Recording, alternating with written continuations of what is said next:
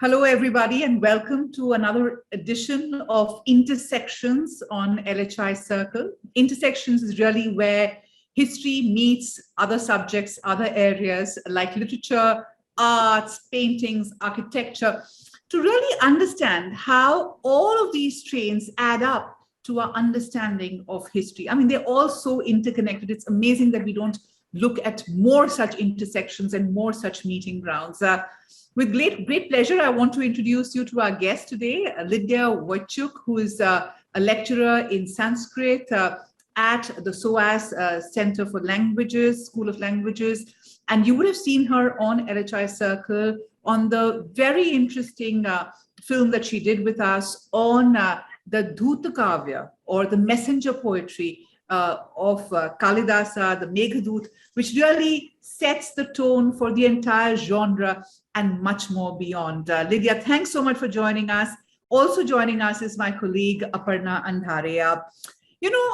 It's amazing if you think of it, but Kalidasa lived in the 5th century. That's what, about 1600 years ago. Yes. And yet there is nobody who's had that kind of an impact on literature in India.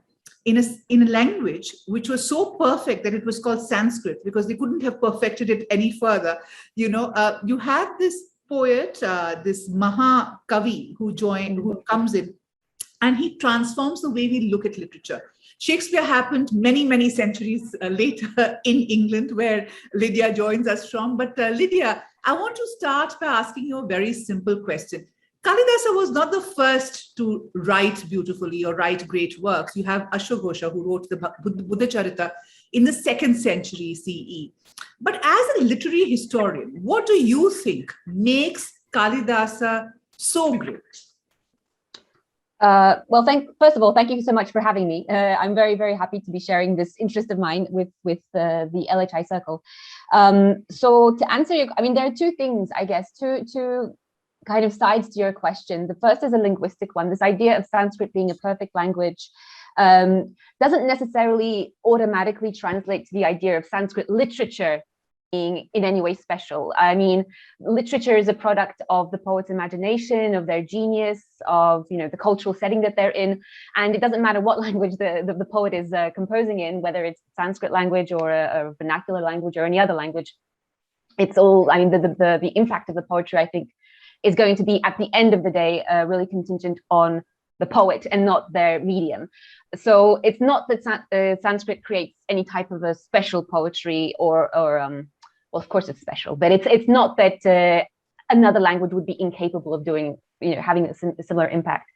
But as for Kalidasa, I have to say that there is just a certain freshness to the way he uses Sanskrit, which of course sounds a bit strange because we don't really know much about Sanskrit literature before Kalidasa, but there is something that remains fresh, I guess, throughout the centuries that other poets really haven't been able to copy or to emulate, I guess.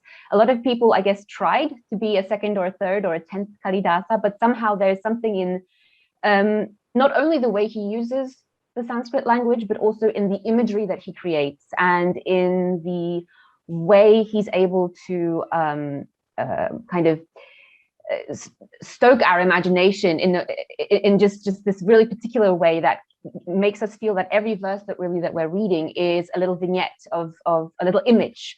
I think he has this really particular ability that others really don't have as much through written or oral, through the word, through words, to be able to conjure in our minds an image, a little kind of miniature painting. Sometimes it's moving, sometimes it's not, but it's really always very vivid. And I think that's what sets him apart. And that's what people have noticed this from the very, I guess, beginning of Sanskrit literature, because Kalidasa is almost always quoted by following poets and following generations as the greatest poet. So from around the 7th century onwards, we have these lists of poets, lists of great poets of the past. And Kalidasa is always on that list because he is just seen as, the most influential, I guess, if there's a reason that's given, usually it's that his poetry has a lot of clarity to it, prasada. So it's supposed to be very lucid. And I think that's because this lucidity comes in at this moment when we kind of see this image pop up in our minds. That's a kind of that's exceptional for Kavya, where usually with Sanskrit poetry we end up really trying to dig our way through the verse or kind of untangle it in some way. With Kalidasa, you do have to untangle a little bit, but at the end of the day, it's a kind of pop that happens in your mind of this imagery. So long answer, but I think that's what sets it apart. Right. But interesting, and I'm going to quote you from your own film that we did with you. You said, by the time poetry is rich, it's a dense type of poetry, right? By the time Kalidasa writes. But you also add that it was not really accessible to everybody, right? So you must tell us what you think. And, by the way, I must tell you, Lydia, that I've actually been to Ramtek and shot over there, where he's supposed to have, of course, written his great Meghaduta, because there is this lovely little center that the tourism board of the state has put up over there with a lot of verses from his text. But it's a pretty place. It's a temple town on top of a hill, and I can imagine how he would be inspired over there. But what is interesting is that how do you think this would have been received in his own lifetime? Because as you said, he has been praised by peers, he's been praised by future poets for centuries. They always mark him out as the inspiration. But during his own time, how do you think, or how impactful do you think his work would have been? Well, this is the biggest issue that we have with Sanskrit poetry, is that we have the poems we have in droves. We just have dozens and dozens of poems that have survived to our times, including Kalidasa's from the 5th century, but we don't really know about how they were even used. Let's say, like who the audience was. Obviously, it must have been a very limited audience, an elite audience who had the time and the money to spend learning Sanskrit, because everybody who knew Sanskrit in the 5th century learned it as a second language. Nobody was speaking Sanskrit at home and learning it from their mum. So obviously this was meant for an elite audience, probably a courtly audience.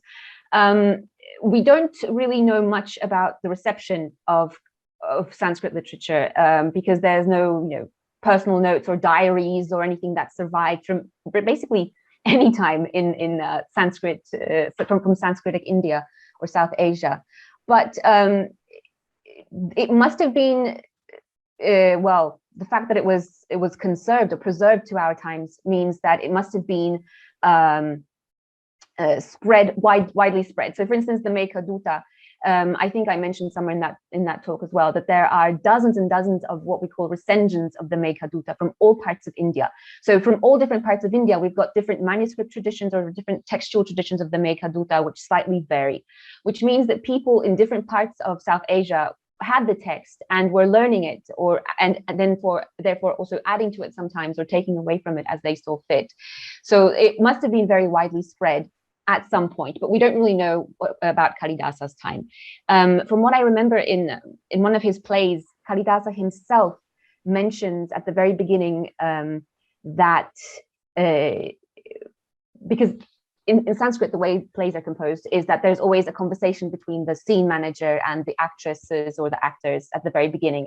It's inserted as part of the play, where they talk about the show that they're going to put on. And so in one of his plays, Kalidasa does mention that this play by Kalidasa that we're putting on is something that's never been seen before. It's exceptional, it's new, it's never been done. So there is a sense that he's aware that he's kind of shaking things up a bit, but we don't really know anything about actual reception. We can only conjecture, make conjectures. Yeah. Right. Lydia, if I might ask you at this point, because we sort of inherit Kalidasa's poetry, we have his plays, we have commentaries. What do we know about Kalidasa himself? Is there any biographical information that you come up with or you found? No, nothing at all. So even this idea of Ramtek, that's a modern idea or medieval maybe idea. The closest historians have come to trying to make any type of assertions is that since it was courtly poetry, since it was something that must have been paid well by somebody who was very rich, it's very likely that Kalidasa was somehow in the employ of the Gupta kings because of the time period, and also he was most likely North Indian. Mm-hmm. So he was probably a Gupta poet, but he doesn't actually mention anything. So we don't know. It's all guesswork. If I can come in here also, Aparna, since we've done at LHI some work around it, what is interesting is that there is one view. Of course, nothing is definitive because we still need a lot of data. But one view is that he was at the court of Chandragupta II, the Gupta ruler. And interestingly, he comes to Ramtek, which was the Wakataka city, which was very close to the Wakataka capital, as a part of the entourage that comes with Chandragupta's daughter, Prabhavati Gupta, who gets married to the Vakataka ruler. So the thought process is that maybe he was the tutor to her children, and he was so-called part of her dowry that came to the Vakataka kingdom. But we don't know. As you said, I mean, there are many theories. And I mean, of course, this is what most historians are now talking about. But yeah, go ahead. I think it's interesting because there are many other elements of his life or the times that he lived in that come through his poetry. Exactly. That's the thing. So we can, reading his poetry and kind of trying to, if we make a certain assumptions at the kind of beginning of our inquiry, then we can really try to dig through that poetry and find data or find some ideas. So for instance, this idea that he was an envoy, that is one of, and there are many envoy ideas, and it seems that a lot of them actually do stem from the very existence of the Meghaduta. Because the Meghaduta is a story about traveling from place A to place B, there are a lot of theories that say, from various scholars, that say that, you know, he was an envoy, he was a Duta himself at some point in his life, and made a journey either northwards towards the Himalayas. So there are many theories that say that Kalidasa actually saw the Himalaya with his own eyes, or that maybe he went to, as you're saying, to the Vakatakas, but none of it can actually be checked, which is very annoying. But I think it's something that we come to accept when we start studying Sanskrit literature. It's just there are no hard historical facts if we're looking at history from a Western lens. If we want to do Western history with Sanskrit poetry, it's really not possible. Yeah. You've brought up something very interesting and something that both Minnie and I have been quite fascinated by, and I'm sure our audience will be too. At this point, I have to remind everyone that our question and answer box is open. Do feel free to send in your questions. Minnie, I, and our team has a hawk's eye on the box, so we'll be able to take them up. So do send them there. But coming back to our conversation, we're talking about envoys, we're talking about spaces, and geography in the Meghdut is very, very interesting. He takes us on a journey. There's an overlay of the monsoon on it. What can you tell us about the journey of the cloud, and can we pinpoint his journey to actual places? That's a very good question. So this all exactly depends on kind of modern perception. So for instance, the identification of place names in the Meghaduta, especially in the 70s for some reason, was a very big thing among literary historians in India, especially. So trying to connect places like Ramagiri or Amrakuta, or, you know, all these mountains and rivers that the cloud sees along the way, to actual places in modern day India was very trendy. Unfortunately, the only place we could maybe, I mean, we can with certainty actually identify is the city of Ujjain, because that is the only city that the cloud actually visits. And that has led to other theories saying that, for instance, because Kalidasa says, he tells the cloud to take a detour. He says, you know, as you're going north towards the Himalayas, make sure to take a detour on your way to see Ujjain, which is the greatest of all cities. It has the Mahakala temple. It's the most fantastic. And that's led to theories saying that Ujjain was maybe Kalidasa's hometown, because he spent so much time, the cloud spent so much time in Ujjain.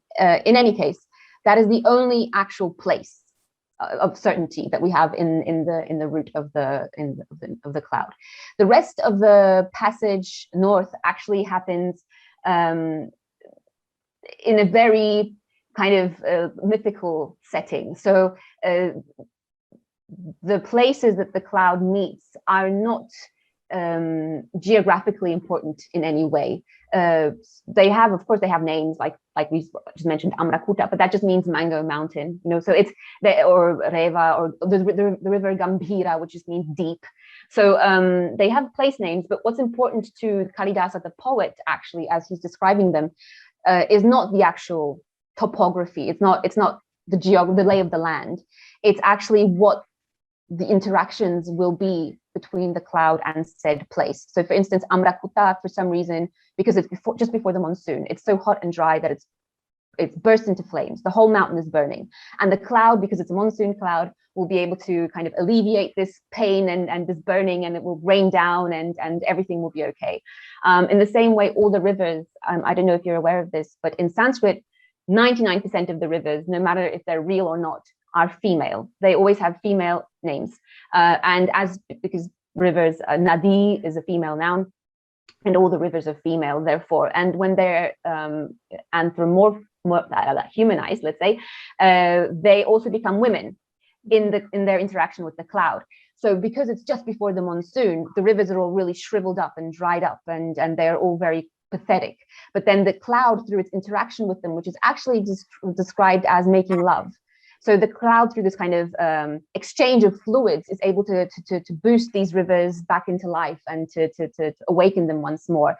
So it's more about those interactions that this geography is important. It's not really, Kalidasa doesn't seem to really care what the actual route will be. And actually the route, of course, can't be real, because we're going to a mythical palace of a god full of fairies and goblins. So it's not really going to be a real journey either way. Right. And it goes to Mansarovar, I'm thinking, right? I mean, that's where it is. So there are two parts, Purva Megha and Uttara Megha. But tell me something, what stands out for me is the vivid picture he actually portrays. And I'd really like you to, take us through some of the verses where this comes alive, as you said, like a miniature painting in your face. Yes, so I will try to share my screen. I have a lot of, like I was saying before we started, I have a lot of files open, so I'm sorry there's not going to be a very unified PowerPoint presentation, but I saw a question in the chat about the cloud as, sorry, let me just check. I think that might be interesting. Yes. Was the idea of the cloud messenger an import from China, which is a very interesting question. Was it? I don't know. I just wanted to answer straight away. I don't know. There's very little information that we have about literary interactions between China and India. Obviously, Silk Road studies, which is a huge booming field at the moment. It's one of the most interesting things one can do if they're interested in the history of ancient South Asia. So Silk Road studies is a really big field at the moment, but the texts that tend to be found on the Silk Road are usually Buddhist texts. And secondly, they're usually Buddhist texts. So we do have texts from the 2nd century or even a bit earlier, perhaps, found in places like the Dunhuang caves and places like that, because the weather there is very good and the texts weren't able to disintegrate in these desert caves. So, but they're all Buddhist religious texts. So we don't really know much about how the literatures of India or how the literatures of South Asia and China interacted. I mean, the monsoon is incredibly important in South Asia. So there's no reason to believe that Indians or South Asians themselves weren't incredibly, inspired by this idea of the monsoon cloud themselves. There's no reason for this to be an import at all. Right. So do you want to take us through some of the verses, Lydia? Yes. So first of all, okay, so first of all, I recommend reading the whole Meghaduta, because what happens when you read the Meghaduta is that every one of these verses has that kind of impact that I'm talking about. But what I wanted to show you is verse 15. So this is just a PowerPoint. It has, I never know what type of, how to present the text, whether in Devanagari, whether in transliteration, or here on the right-hand side, you have in this transliteration, this is from a volume in the so-called Clay Sanskrit Library. So they have their own specific type of transliteration. So it's pretty all over the place in terms of text, but hopefully one of these three versions you're able to read comfortably. And let me just read it out to you. This is a verse. all of the Meghaduta, basically, apart from the first 5 verses, is this yaksha, this hero yaksha, speaking to the cloud. So telling the cloud what it will see along the way. And this is one of the verses where he's just kind of giving the cloud an image, a beautiful image, which the cloud is, of course, essentially part of the yaksha himself, because he's an imagined messenger. He can't actually have a character of its own. The cloud doesn't, as we'll see. That's one thing I also want to show you as well. That's my favorite verse. But the cloud can't actually be thinking these things or seeing these things. So he is an extrapolation. He's an extension of the narrator, and therefore he kind of has the same. He must have the same likes and dislikes. He finds the same things pleasurable and not. And so the yaksha is describing to the cloud these beautiful things that he'll see along the way, just for its own enjoyment. So this is verse 115. So it's from the Purva Megha, it's the 15th verse. Ratna chaya vyatikara iva prekshymetat purastad valmikagrat prabhavati dhanuh khandama khandalasya yena shyamam vapuratitaram kantim apatyate te barhene vas purita ruchina gopadeshasya vishnoho. So this has nothing to do with the actual journey. It's not interested in any geography. It's not interested in saving the wife, which is theoretically the motivation of the whole Meghaduta. That is to save the yaksha's wife from dying of separation, right? It's just a verse that let me just put you here, that kind of is meant to be beautiful. So this is my working translation. I just taken out the Sanskrit so that you can actually see how the sense is being made. We can have a look at a proper translation in a minute. So the yaksha says to the cloud that a part of the bow, a part of a bow of a rainbow shines forth from a termite hill in front of you, and this part of, so Indra's bow is a rainbow. So this part of this rainbow, it looks like a whole bunch of gems have been mixed to create this amazing, colorful luster. And it's because of this rainbow that your dark body, O cloud, it will become exceptionally brilliant, or become, glittering, as it were. Just like, now we have a comparison, just like because of the brilliant sparkle or the brilliant glittering of a peacock's feather, the dark body of Vishnu as a cowherd gains exceptional brilliance. So we've got this comparison here. It's a very beautiful image where first we're seeing this rainbow kind of cloud rainbow interaction, where the rainbow is in a way being reflected or shining. It's shining onto this dark mass of cloud, creating this really beautiful glittering effect. And then the comparison is that it looks like Krishna. Of course, Vishnu as a cowherd is Krishna, who is dark-bodied. And the dark-bodied Krishna is compared to this because when you look at his peacock feather, which of course also has a kind of rainbow multi-hued effect, it looks like the image in front of our eyes.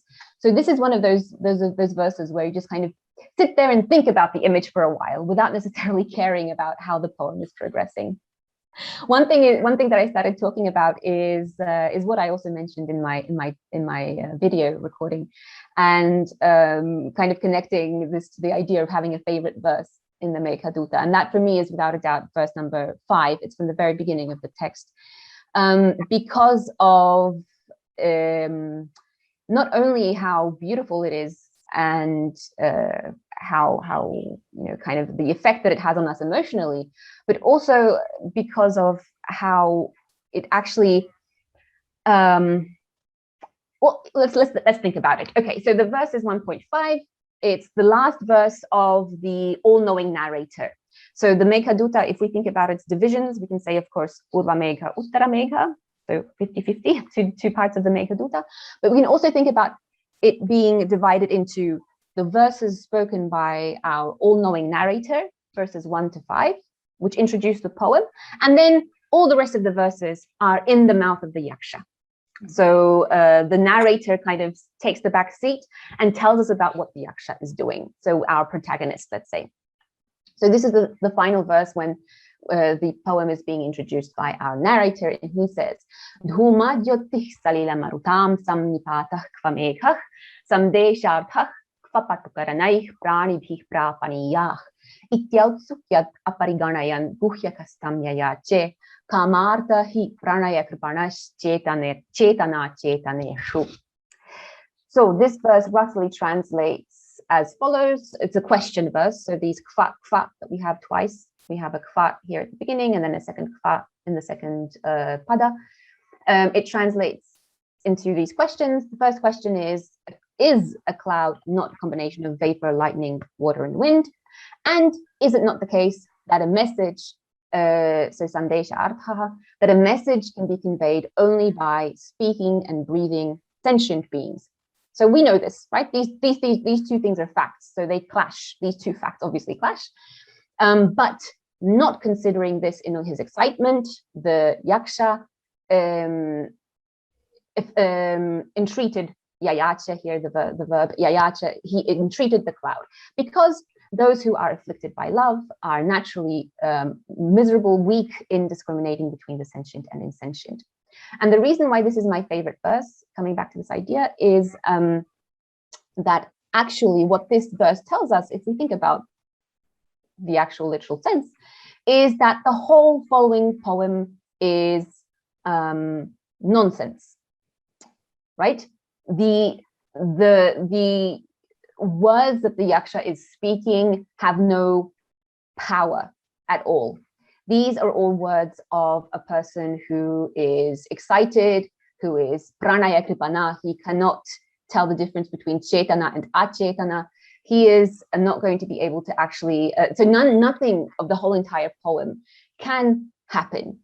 And this is the all-knowing narrator telling us to kind of accept that and to go with what's going to happen as a kind of, I guess, artistic experiment. And it's very interesting that this maybe is also something that was completely new in Sanskrit literature, because in the 7th century, perhaps 6th, 7th century, we have the poetician Bhamaha, who wrote something, who wrote the Kavya Alankara, so a treatise on poetics. And he actually says in the Kavya Alankara, he says, you know, clouds are bad messengers. You shouldn't use clouds as messengers, and bees or birds. All of these are bad ideas, because then you have a flaw in the logic of the poem, because they can't actually take messages. But then he goes on to say, okay, it's allowed if the protagonist is gone mad. So he's kind of saying, okay, maybe the Meghaduta makes it work somehow. But generally, this is something that's very, very surprising, this Megha as a Duta. Which brings me to our when in our film, and I'm going to plug our film here, we are talking about other dutas as well, right? A duta is a messenger. We talk about other birds and takeoffs from the Meghaduta. You mentioned vernacular languages in passing, Lydia, and do you want to talk to us a little bit about about the impact that the Meghaduta has on vernacular poetry? And the kind of images that come out there, the kind of poems that are written there. Sure. Let me stop sharing.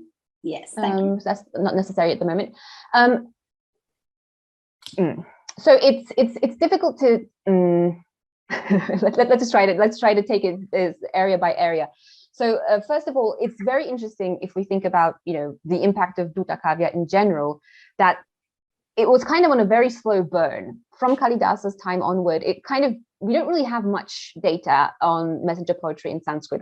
We don't really know if it's because the texts haven't survived, or maybe they've not been found, or in any case, we don't really know much about Sanskrit messenger poetry for quite a while after Kalidasa. There are poems that pop up here and there.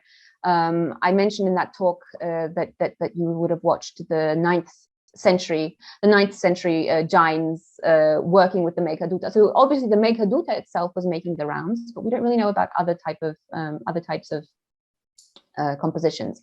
But in the 12th century, for reasons still not necessarily known to us, starting from the 12th century, 13th century, especially in South India, the Duta Kavya genre completely blows up.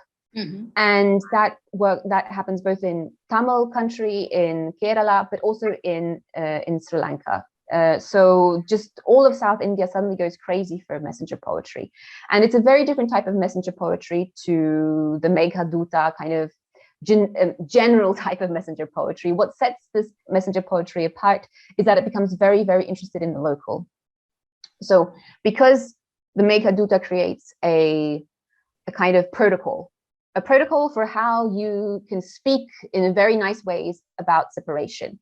Now, separation, of course, can be very very kind of moving romantic separation like we have in the Meghaduta, but it could be separation from a deity. For instance, if you are a believer of certain deity X, you're in a particular city at the moment, for instance, and you want to send a messenger to their temple somewhere, like in Kanchipuram. There's a lot of messenger poetry from Kerala, where Kerala poets send messengers to Kanchi, to Shiva, and also to Kanyakumari. Lots of places of worship get their messengers. So another way in which this romantic messenger poetry could also be used to express separation is a kind of real separation. So people obviously were traveling around a lot, and very often poets apparently found themselves separated for various reasons from their real life wives, from their real life partners, and they would write messenger poetry that was extremely interested in what you were mentioning earlier, which is the geography. Like, it was very important to mention all of the places that you actually knew in real life and that you maybe had visited with your beloved or not. So it becomes a way of mapping out a kind of, I think one scholar has called it like a cognitive space. So a kind of, you kind of create space for your audience to really enjoy this, kind of like looking at travel catalogs for your own backyard. This actually brings us to a question that someone's asked us, and that's how did Kalidasa manage to gather all that information from Roundtake or Mansarovar? Do you think he had access to ancient trade manuals? This might be a good time to think about travel and the overlap of real and imagined spaces in this cognitive space that you think about. So let me just read that question again. How did Kalidasa? Yep, I've got it. The second one. Well, the thing here is, once again, coming back to this idea of Kalidasa's geography. The geography that he describes is what we would call conventional. So basically all kavya, all kavya, whether it's a Duta kavya or any type of other Sanskrit kavya, will refer to lots and lots of place names. Duta kavya especially, of course, because the idea is to have this journey at the center, but all kavya refers to places. Of course, people were traveling. We can't really say how far they were traveling and whether they visited any places specifically. I mean, by people, I mean poets. But the thing about places in kavya, as we will come to find if we want to do history using kavya, is that they are all extremely generic. So even if someone had traveled from North India to South, even if someone had been to Kerala, for instance, had gone from Kashmir to Kerala, they will still end up in their kavya, whether it's a Duta kavya or anything else, describing Kerala as a place of the river X, of pepper plants which grow around sandalwood, of, there's always a very generic set of things that need to be said about every place. Nothing is ever specific. I think that's the biggest characteristic of kavya that we need to kind of establish from the very get-go, is that real places and real people are not important in kavya at all, which is why we have such a difficult time knowing anything about the poets, anything about their places, and even anything about their times, because Sanskrit didn't change much over time. If we find a new poem, we don't really know whether it's from the 17th or the 7th century if we don't have any reference. Right. Because the language will be so similar as well. Right. We have a related question to that, and I want to address that. We have Suchandra, who's asked, do we get to know anything about the living environment of the people of the time? Fantastic question. And actually you do, because Meghaduta is just one of the many pieces that Kalidasa wrote. And if I could urge you to look at the read section of LHI Circle, you will find in the books of rare publication segments that we have, the first of that is India in Kalidasa's Times by Bhagwant Saran Upadhyay. I would urge you to take a look at that. Also, today we have put out a special story as part of our 10,000 Years of History series on how you can get a sense of everyday life from the entire body of work that Kalidasa did. And it's quite fascinating, from the fact that they would say namaste and pranam, and there's such fascinating little insights that really help us piece together the life and the time. So that's something that you must take a look at, the story on Live History India and that rare book that we have listed for you in LHI Circle. But Lydia, and in fact, I must tell you all that Aparna, apart from being closely involved with the Live History India, is also an art historian. And her last stint was as the curator of the Jaipur City Museum. So I have a question for both of you, actually. One of the things that, we have such a profusion of, Aparna, in our art are the Ragmalas and the Baramasas. Again, very similar in theme of connecting lovers with seasons, with nature, and how the monsoon becomes the real time when most of this poetry emerges, because, the travel was so difficult during the monsoons that people were homebound. And that's where, you lovers met, and husbands and wives, who were separated because of travels and wars and battles, etc., came together. So there's this huge celebration of the monsoon, specifically in art and poetry. And somehow I feel Meghaduta should also be extended to being perhaps an inspiration for all of this. How do both of you see it? Let's start off with you, Aparna. Oh, so because you've invoked the City Palace, I have to say that Ram Gopal Vijayvargiya, who was the last proper court patronized artist, did a fantastic series of the Meghadoot. They're massive. Unfortunately, we don't have permission to share those images. So if you're around Jaipur, please go see them in the gallery. But there were several of these massive paintings that were made. There was a postage stamp, which you can also see in the film that we've made. So clearly the idea of the monsoon, clearly the concept of Viraha comes through. And Meghadoot becomes a huge part of what we know and what gets quoted in it. But as a complete set, I'm not quite sure if I know of a full set of visualizations of the Meghadoot itself. But I'm talking about more it as an inspiration for them. Absolutely. It extends as late as the medieval era, where you have different kind of interpretations and adaptations and inspiration from the Meghadoot. Absolutely. I think the themes of Viraha, for example, keep getting evoked constantly, whether it's the Baramasas, which of course is based on seasons. And I have a story at Live History India coming very soon on the Baramasas.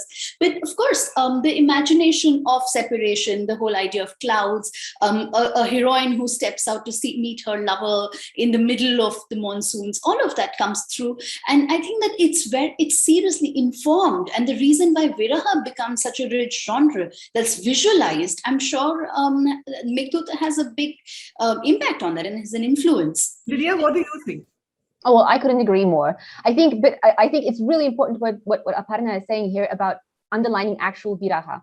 So yes, of course, the cloud messenger idea is one that probably completely shook everyone's literary imaginations at some point and just stayed there as the most important image. But it all comes back to Viraha. And so this separation, whether it's caused by, as we said, by Shringara or by any type of religious feelings, or sometimes a literal separation. So that's perhaps why, for instance, the Meghaduta was able to, have such an impact on communities which perhaps weren't necessarily interested or as interested in erotic poetry, like, for instance, the Jain communities, because they were very often in situations of viraha. Traveling monks, itinerant monks would actually travel around India, obviously, but they had to come back to their monastery. for the monsoon season.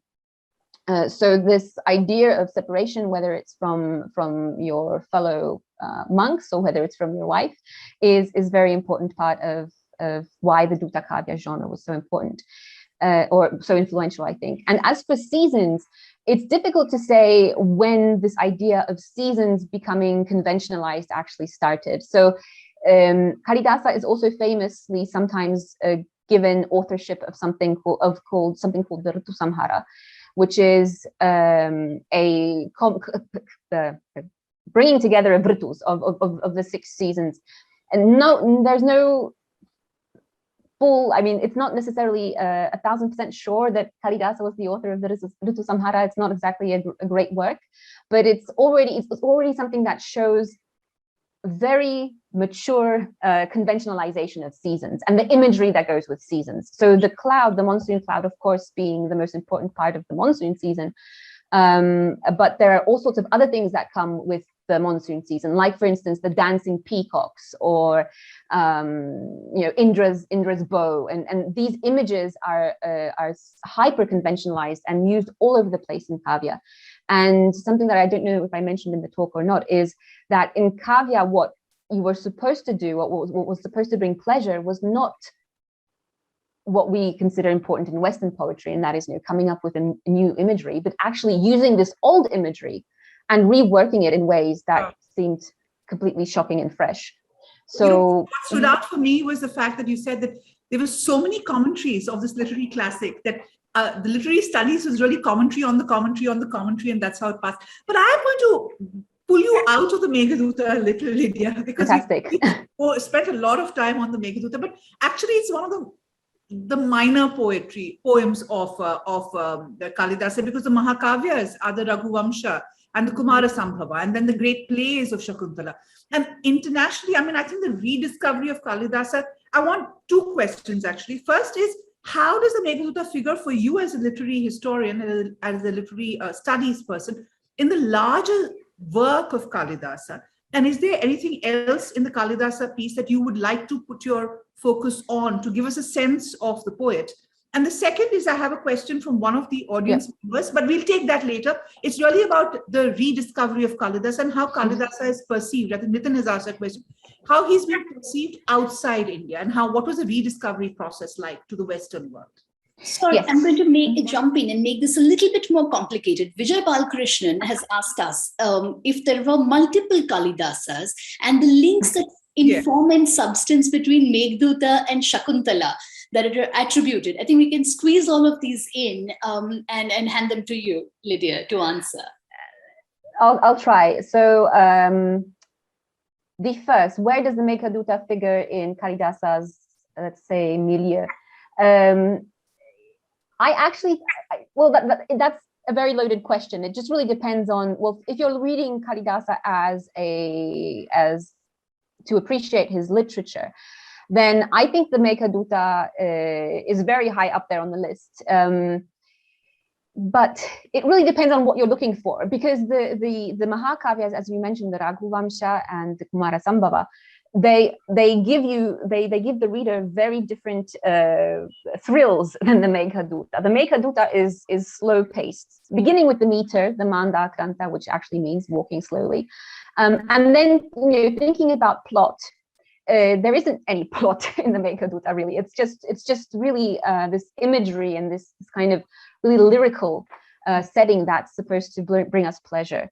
Whereas in the Raghuvamsha, arguably, there is a plot, and there's this whole Vamsha from beginning to end that's being described as the centuries progress, where we have adventures and conquests and Digvijayas and all these things, and battles and wars.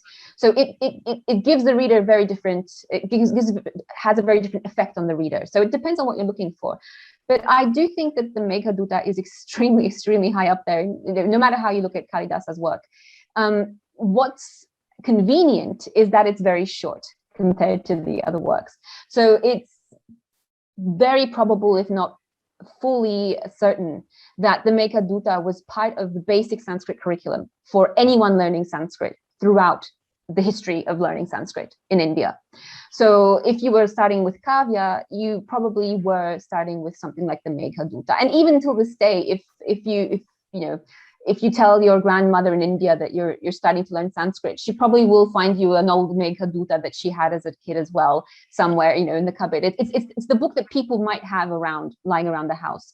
So it's kind of been part of the Sanskrit curriculum forever. So that's maybe also what lent what gave it this extra popularity. I mean, amongst people, let's say regular people who are interested in Sanskrit. Then the second question was discovery of how was Kalidasa? How did he move? What was the Western perception of Kalidasa? Was he well known outside India? When did he get to be well known outside India? Well, he got to be well known outside of India somewhere around the 18th century, I guess. There's also a question about links between form and substance of the Meghaduta and other works like Shakuntala that are attributed to Kalidasa. And if there is a single Kalidasa, or are there several people whose work gets bundled together as Kalidasa? So let me answer that first question here, because it's also connected to a question I can see in chat about Fort William College and the earliest translation projects of the British Orientalists being the Meghaduta. So now, why the Meghaduta was chosen as one of the earliest translation projects? It was translated into Latin also very early on originally, is probably because it was short, and probably because when the pundits who were working with the British Orientalists started working with British Orientalists, they showed them, this is our basic curriculum. We read Manusmriti, which you British people interested in law will probably also be interested in. We read the Vedas perhaps, and we read Meghaduta. And so the Meghaduta was, because it was so foundational to learning Sanskrit, it probably was part of the Sanskrit curriculum of these British Orientalists who were learning Sanskrit in Calcutta. It became, Kalidasa's work became known outside of India very early on. It was perhaps the earliest Sanskrit literature that made its way to the West. Now, okay, I'm saying outside of India, and I'm being Orientalist, I'm sorry. So first of all, it became known in the West already in the time of Goethe and Schiller. So it came to Germany in its earliest translations into German and into Latin. And it inspired the German poet Goethe to write a couple of things, as did Kalidasa's Shakuntala. So Shakuntala was also very important, a very important part of Kalidasa's work. And it also very early on, it was translated into English and Latin and German. And it was actually put on many, many times in the West as well. Kalidasa has been in the West, has been in Europe for 400 years. Now, of course, Sanskrit literature also made its way to the East. A lot of the reconstruction that we have for Sanskrit literature comes from Chinese sources. So for instance, we mentioned Ashvaghosha at some point today.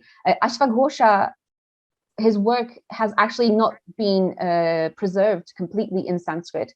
It's been reconstructed into Sanskrit from Chinese translations that were found later on. So there's lots of interactions of Sanskrit literature with the East as well, but of Kalidasa's work specifically also, because Kalidasa's one last final thing. I'm sorry, I've got so much information in my head. I'm trying to kind of spew it all out at you. I'm so sorry. But just one final thing that I wanted to say about Kalidasa's impact and the Meghduta's impact finally outside of India is that when the Tibetan translating teams were translating in the 7th, 8th centuries from Sanskrit into Tibetan for the first time, there were these huge translation projects in the Kingdom of Tibet, where Buddhist texts especially were being translated into Tibetan, and which is where we have a lot of our Sanskrit Buddhist texts from as well. Now, the only piece of literature that was translated into Tibetan was the Meghaduta. So there is a Tibetan Meghaduta as well. And they were not interested in any other piece of literature at all. So nothing by no other poet. Not even Kalidasa's other works, but no other Sanskrit poet was translated into Tibetan at that time. So there was something very, very important about the Meghaduta How interesting. How interesting. I didn't realize that it was the go-to poem for anybody wanting to learn Sanskrit, and that possibly made it last through, because I was looking at your film, and what stood out for me was the number of people who later, called Kalidasa the greatest. I'm talking about Banabhatta, who compared his words to honey-laden flowers, or Vallabha in Kashmir in the 10th century, who called him a great poet, or Jayadeva, who called him the greatest of all poets. So he is consistently cited as the great. And I remember talking to a BHU professor and saying that, could there have been others greater than Kalidasa? And she was shocked. She said, how can you say that? How can anybody be greater than Kalidasa? Right? So I want to ask you, I mean, as people studying one particular poet, or Kalidasa in particular, do you have a bias towards Kalidasa? Do you think he was the best? I mean, how would you look at the later poetry as compared to Kalidasa's own works? Well, so my bias is towards Duta Kavya in general, I have to say. So generally, I have to say that I personally enjoy Duta Kavyas more than, for instance, Mahakavyas and things like that. And that's, I guess, because of their lyrical nature and because of their brevity, but not because I just don't feel like reading 1,000 verses, but because the fact that they're short enough actually gives they pack more of a punch. So you do get these really beautiful, what we call muktakas, which is a single, that's also the word in Sanskrit for pearl, but it's one, every single verse kind of has the most meaning possible in it, whether it's this lyrical meaning or connected to this viraha or whatever. So my bias is definitely towards Duta Kavyas. It's difficult to know whether in the whole Sanskrit community hasn't been brainwashed for the past 15 centuries into considering Kalidasa the greatest. But yes, I'm thinking about the feelings that we get reading Kalidasa, really getting down to the actual sentiments that he's conveying to us, and the way that he conveys them are exceptional, I have to say. I'm trying to think about whether I've felt this way before or anywhere else. Here's the question. Last week we had Professor Charles Hellesy from the Harvard Divinity School, talking about the Tehri Gata and the poetry by women monks, Buddhist monks, and how they speak to us through the ages because they're timeless, because it's about human emotions. So in SOAS, when you take classes and you talk about the Meghaduta, do you see it relating to the younger generation as much? I mean, maybe that's what makes it so universal in its appeal, that you can relate to it no matter at what age you are and what part of the geography. So even a Tibetan translation of the Meghaduta makes it as, real as the Sanskrit version. That's true. I mean, that's definitely part of its appeal. The fact that we have all been separated from things and are able to relate to this very basic feeling of this, like, just being gutted by the fact that you can't get what you want, which is what the yaksha is expressing over and over again. So of course it's very beautiful, but it's also super painful. We feel with the yaksha. That is part of both the Meghduta's charm, but also Kalidasa's amazing poetic skill. I guess so. Charles Hellesy, by the way, also works on the Sandesha Kavyas of Sinhala. So he generally works on these two things simultaneously. So he's interested in emotions in general. But yes, I'd say definitely I agree with that idea that its timelessness is a lot of its timelessness comes from the fact that it was so relatable on a basic human level. But I think the reason it was kept alive and considered the greatest poem of all time is because of how beautiful it is. It's just simply beautiful, aesthetically beautiful as a work of literature. Do you think this body of work could have been done by one man? I'm rephrasing the question on the multiple Kalidasas, because that question has popped up again. I mean, he's part mythical almost because of the greatness of the man. So do you think, I know there are theories that Shakespeare didn't do all the Shakespeare works, and there are many others who probably ghost wrote for him or got added on. But in the case of Kalidasa, do you think this could have been one man? I mean, from a literary style point of view, from the way it is evolved from the first piece to the last piece, what do you think? Yes.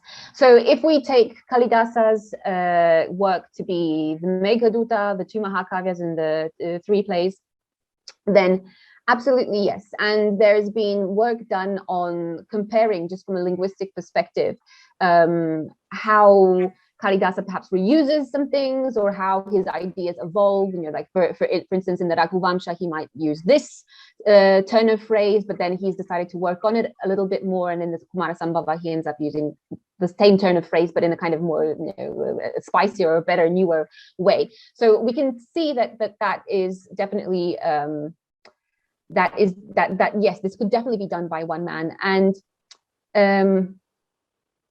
I guess it is extremely exceptional to imagine this actually happening. But if one considers how a Sanskrit kavi was supposed to live their lives, it's not that crazy. If you were a full-time professional poet in the court of the king, and you lived your life from dawn till dusk just doing poetry and perfecting your skill and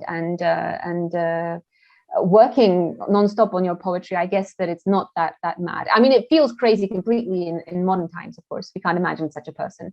But looking at the linguistic data, looking at the way the imagery is used and the ideas are used, then it does seem very probable that it's one man. However, many Kalidasas have popped up over the centuries.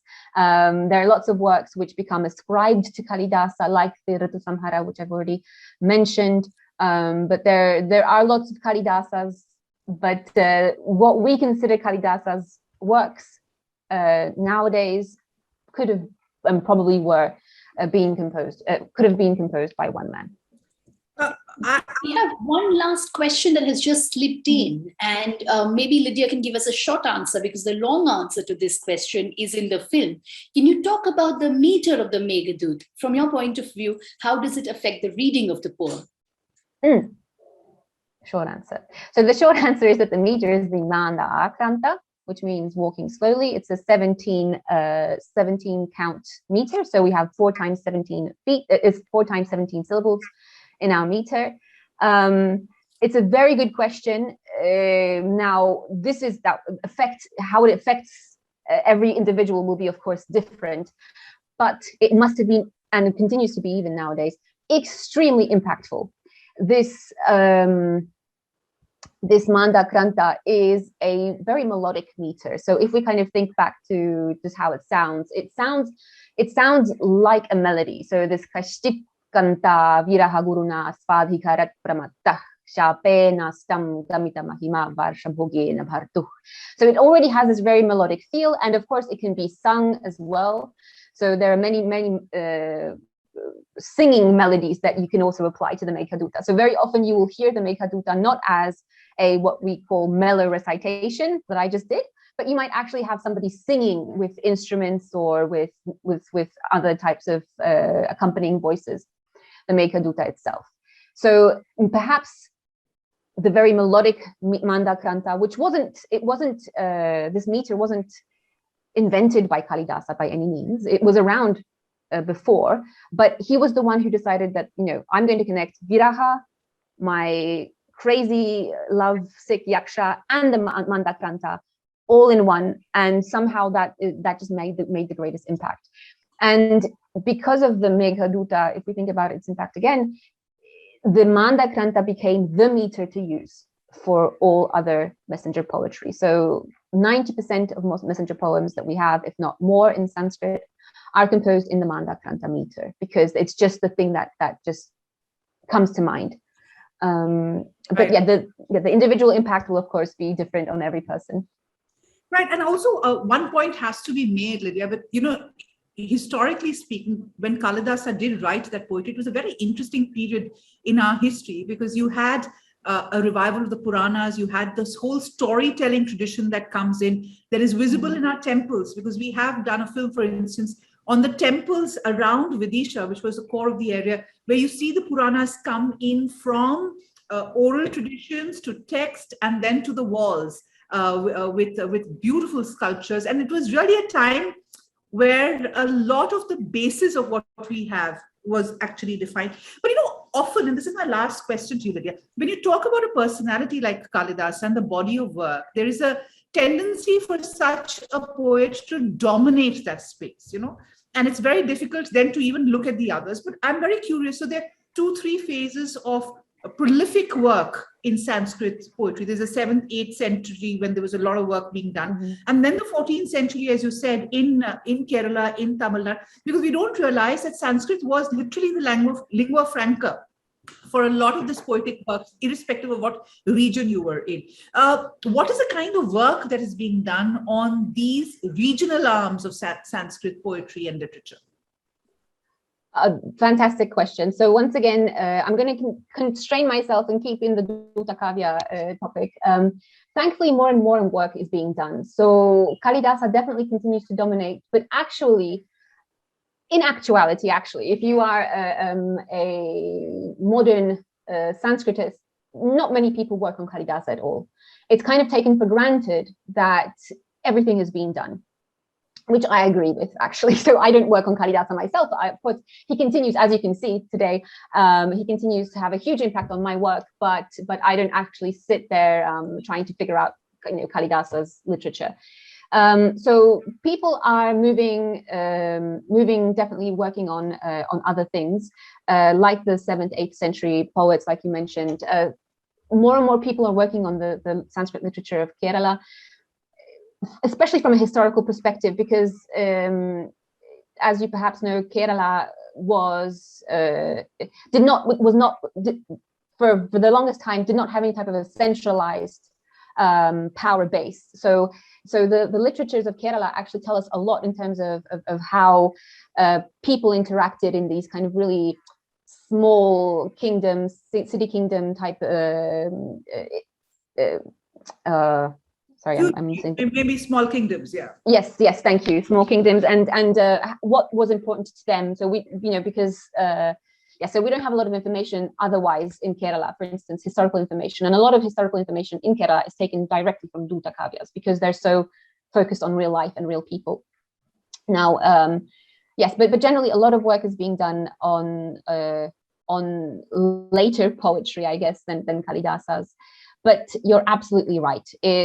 Kalidasa's times, if we're right about dating him, because that's another thing that we can't be certain of at all. Of course, he could have been just as easily not dated to the dates that we give him, whether it's Chandragupta, Skandagupta, or whatever other Gupta, or whether he was even in the Gupta kingdom, we don't know. Nobody actually says this anywhere. But those were extremely interesting times. It was also the period where the Mahabharata was finally coming to its final form as well. So it's extremely important, and perhaps the fact that Kalidasa was in that melting pot area and situation historically as well.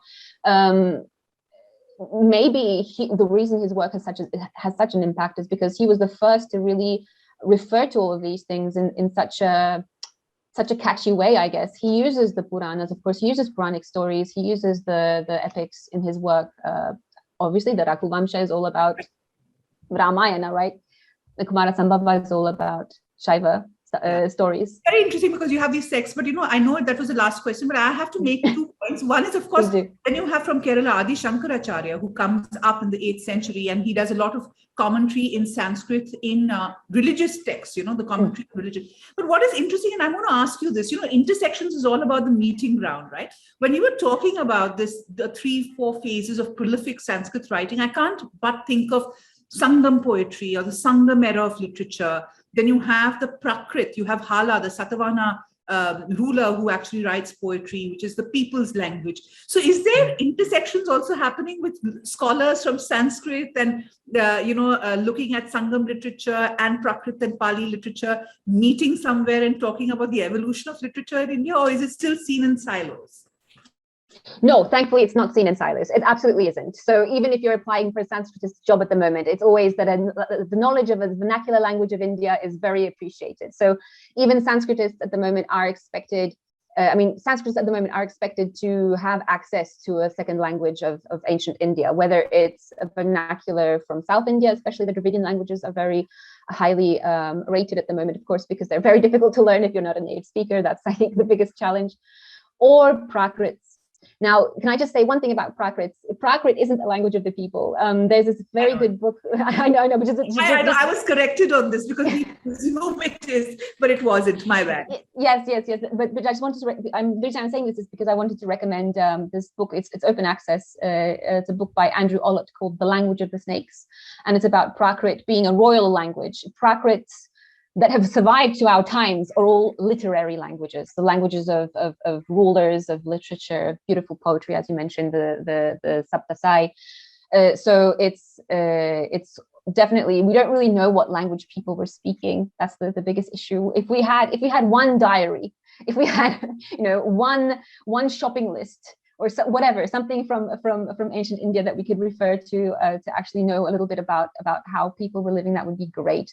But as you said at the very beginning, I think even reading something like Kalidasa, India in Kalidasa's times, and the India in Panini and all of these things that we can find, it's all of these sources, which are very important sources, but they're always based on these, like, as you said, like little snippets that we can kind of pull out. So for instance, there were farmers maybe living somewhere, and Kalidasa mentions them, and maybe they had a certain type of plow because of what Kalidasa, or maybe women were wearing this type of clothing or something like that. But it's all in this really conventionalized kavya style that it's being presented to us.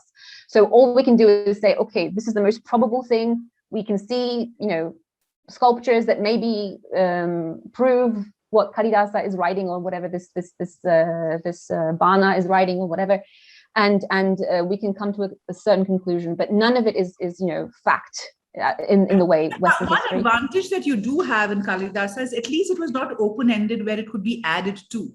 Because the problem with a lot of Indian texts is that you don't know how it's been added to. The commentaries have also come in as part of it. So it makes it a compendium really of many writers coming together. At least you can be sure that they weren't additions to Kalidasa's works. Can you? We can't. Yeah, no, we can't actually be sure. So with the plays, it's pretty certain that they weren't added to, because the plays have a certain plot that ends in a certain place.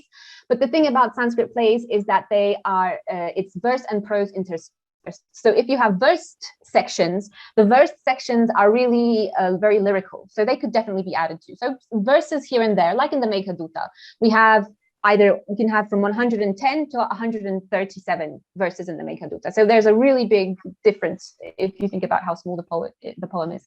Now, the Mahakavyas are a more difficult situation because both of them end in places that are a bit uncomfortable. So the Raghuvamsha ends with the Vamsha actually coming to an end. So it's not a very good ending, because what happens is the final king of the Vamsha, I can't remember, the final king of the Vamsha, he dies a complete horrible death from, I think he dies from a venereal disease, and he's just like the worst king ever. And he dies, and that's the end of the Raghuvamsha. That's not a very auspicious way to end the text. So thankfully his wife is pregnant, so that might be the ending. But for a lot of commentators over the centuries, this has been a very uncomfortable ending. So there's been additions to the Raghuvamsha which actually bring a more auspicious finale to the whole story of the Raghuvamsha, because it's actually, you start with Rama's forefathers, then you have Rama, the great Rama, but then you end up with this horrible glutton king who doesn't do anything that a king is supposed to do, and it's just like the downfall of the Vamsha, which is really actually not very good. And the same with the Kumara Sambhava. The Kumara Sambhava ends with these very erotic scenes of Parvati and Shiva making love, which first of all, that was really uncomfortable for the very prudish commentators who wanted it to be not written by Kalidasa. And also later on by kind of more modern scholars who were inspired by Victorian Orientalists. They really wanted this to be an addition. What does this tell you about Kalidasa? The twist in the tale, the fact that he didn't go with a very predictable end, that he, it's almost like Saki, with a little twist in the end. Exactly. So it tells us, and all of his work tells us that he was extremely imaginative, he was extremely brave, and he was very happy, with this Kumara Sambhava ending where there's actually no Sambhava. So there's no, the Kumara doesn't become born in the Kumara Sambhava. He just gets, maybe he gets begotten through these sexual encounters of Shiva and Parvati, but there's no actual auspicious ending of, yes, this is Kumara. So it tells us that Kalidasa really trusted his readers, his audience. He trusted their imagination as well. So there was a huge, I mean, not huge, but there was definitely a group of people that he was writing for, which he knew would be able to really appreciate his work for what it was. So this, as I think I mentioned in that talk, this whole protocol, this whole environment for understanding Kavya was already really well established in Kalidasa's times. And a very evolved audience as well. No prudes out there. So I mean, you know. No. I mean, no. The prudishness is a Victorian import in India, I think, unfortunately. Right. The idea of the Rasika then keeps coming up and over again, because you know how to receive these texts. There's a question by Shubha, and I find this very interesting as someone who's struggling to write. Is it an approximate word count of how much Kalidasa wrote, so we can compare him to prolific writers? Do we know, how much did he write? A typical Kalidasa verse, we know, moves from 110 to 135, did you say? But was he one of the most prolific? Did he write the longest? Are there any comparison stats that we have? I don't have the facts about this, so I'm so sorry. I've never had the urge to count. But no, he wasn't the most prolific by any means. So we would, with this 110, 127, 130 verse thing, that was the Meghaduta. But the Mahakavyas are of course much longer. That doesn't mean they're completely uncontrollable. It's usually like a 300. If you pick up a Raghuvamsha, it's like a 300-page paperback. It's not volumes of I have work. The Sanskrit clay version, and I have a new version as well. And sizes differ, and with these poetries. Because we're running out of time. We've had many last questions. Many last questions. But if you have to quickly tell us your favorite, if all of us want to go back and read the Kalidasa, I know many has, which version should we read? And when we want to read further, where do we go from here? Since we can't quite keep calling you back. So, it depends on what you want to do. If you want to experience the English kind of beauty the beauty of the Meghaduta in English, let's say, then I would say maybe the Clay Sanskrit Library version is the place to go. The Meghaduta is constantly being translated and retranslated, so I know that there's an upcoming translation by Yigal Bronner and David Schulman coming out very soon, I hope, which will be even more poetic and beautiful in English. So the problem with translating into English is that it's usually done by dry academics like myself, not by poets. So we end up being really nitpicky in terms of what the poet has said in Sanskrit and whether the past tense is being used or the future tense or whatever. But and so we usually don't produce very beautiful works of art, unfortunately, in our translation. So I'm hoping that this translation by I'm certain that this translation by Yigal Bronner and David Schulman will be different in that respect. If you're interested in kind of working your way through the text with the Sanskrit as well, I actually think that this timeless, the timeless Kale, I don't know if you can see, no, you can't see because of my blurring, but anyway, the Kale edition is really nice, especially if you can get one which has the text, the translation, and the commentary all in one place. Yeah. Because it's nice to have a look at how Kale basically translates into what we call Sanglish. So it's English. It's Sanskrit pretending to be English. Basically, it's theoretically makes sense in English, but it's very Sanskritized, which is actually quite nice if you want to get a feel for how Kalidasa is using the language as well. And we do a lot of this conversation and talk about themes and games and a lot of looking at the text very closely in the film. Nehal very kindly has linked the film in the chat box, so everyone please must go on and watch it and watch Lydia take us through several of these verses and comparatives and move away from the Meghdut into the Kavya as well. Mini, that's my spiel. Right. Thanks, Lydia. Lovely to have you. And I would say we must have more of you. Let's talk a little bit more about literature and Sanskrit in the future. And I look forward to having many more sessions with you on the subject and probably getting more scholars as well. Lovely to have you. And just a programming reminder, on Saturday, we have Uday Kulkarni on the Maratha century. It's a new book which kind of encapsulates all the work that he's done on the rise of the Marathas and the impact they made or had in national, the shaping of India, let's put it like that. So that's on Saturday. And Lydia mentioned about the Silk Route. We have a special session on the Silk Route and trade links over there from the ancient times that's coming up next Wednesday. So we have a great lineup for you. And as always, many thanks for joining us on this session.